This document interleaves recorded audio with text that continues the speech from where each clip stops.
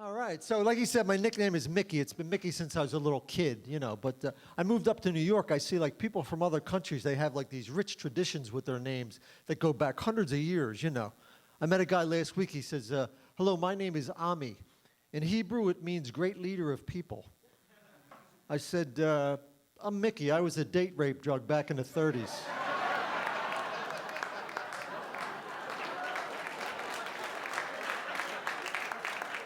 Not quite so proud, really, but come from a pretty close family.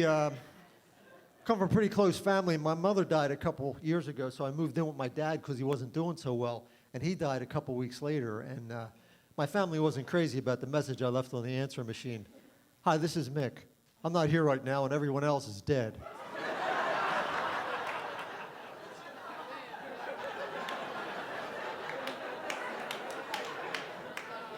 You can leave a message at the beep, but what's the point, really? I mean,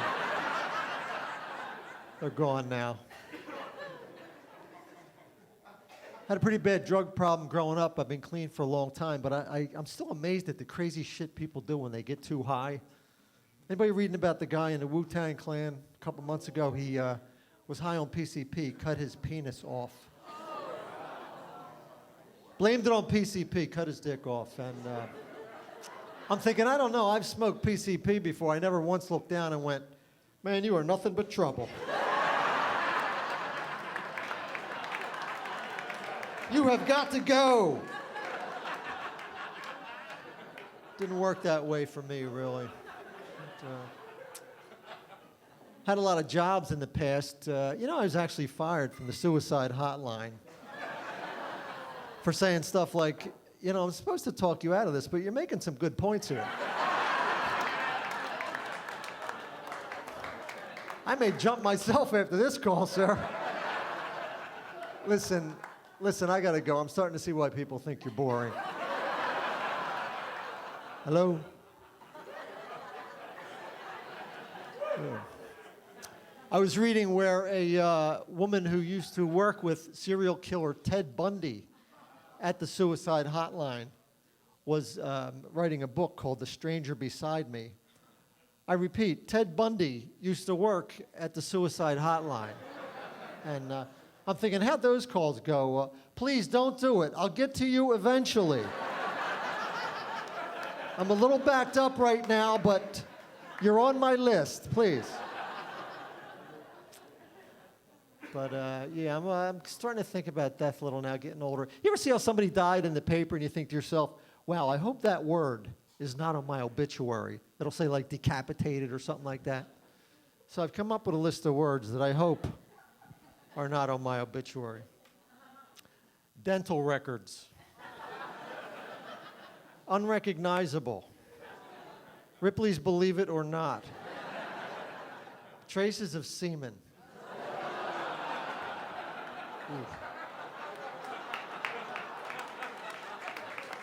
That's never good, folks. That's never good. Boy. Anyone here not have an autistic child? Huh? I didn't think so. Well, they're coming out of the woodwork, aren't they? I'm about sick of those little fuckers. Yeah. But I'm kidding, I love kids, but I tell you what, I don't want to babysit your kid. I mean, I believe me, I'm not asked that much. But we have a couple, downstairs from us. She's an actress, he's a Wall Street guy, and they got a little kid, Billy. He's crazy, 5 years old. They're all pretty crazy, man. And she comes up the other day, she comes up the other day, and I'll do anything to get out of watching this kid. She knocks on the door, and I answer the door, and Billy's standing there ready to tear the place up, and she goes, can you watch Billy, please, just for an hour, please, just for an hour. I have an audition. I can't find anybody. And I'm standing there. I got sweatpants on. I got a bowl of cereal in my hand. The TV's on in the background. I'm clearly doing nothing. And I go, look, I'm a pedophile.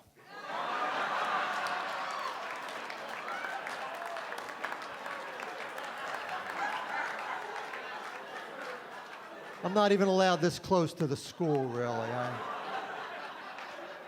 She goes, bullshit, I had to watch the kid. I hate that fucking kid. But I hate when people use children for an example for stuff. You ever hear someone say, hey, you want to get grateful? Go down to the children's hospital. Look at what those poor kids are going through. You'll quit your bitching then, pal. You'll get grateful then. And I'm like, can you do that? Can you just go down to the front desk at Children's Hospital? Yeah, I'd like to see the children, please.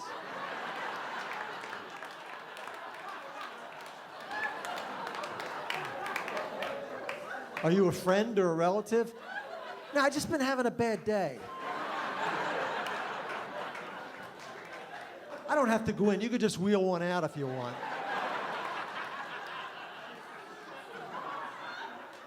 I think so.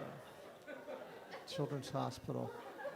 But, yeah, anybody ever hear this restaurant, Hot and Crusty? Hot and Crusty. If you're going to sink a lot of money into a restaurant, would you name it Hot and Crusty?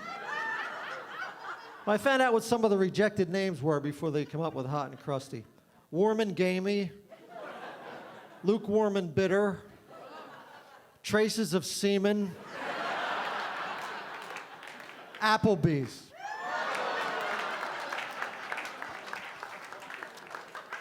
So I'm married now like 11 years. I have a great wife, but I think if you're in a relationship, eventually you're probably going to ask the question, you're sitting around some night talking about sex. How many people have you been with? How many people have you had sex with? And you're not going to want to hear what my wife told me. She goes, oh, God. I have no idea.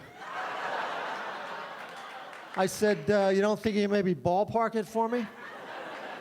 She goes, that sounds right, about a ballpark.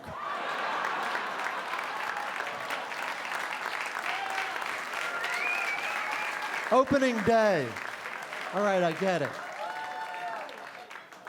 But I'll end with this. They say, we don't agree on everything, even in the bedroom. For example, my wife thinks it's never appropriate during sexual role play to include a special needs character.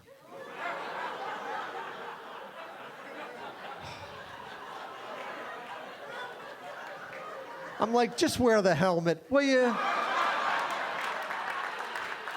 You're sexy in the helmet, come on. All right, that's it from me, folks, thanks.